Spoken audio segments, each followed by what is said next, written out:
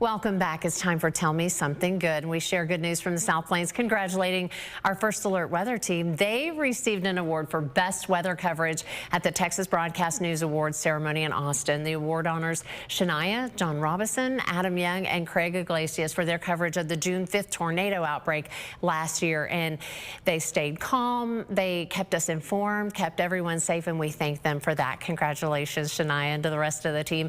Last night, also, I had the honor of speaking to members of the Kappa Zeta chapter of Chi Omega during their annual Founders Day celebration at the Lubbock Women's Club. Chi Omega was founded 131 years ago on April 5th, 1895. And each year, scholarships and awards are handed out to these young ladies, new and existing members. Last night, I got to meet several ladies who received their 50-year pin.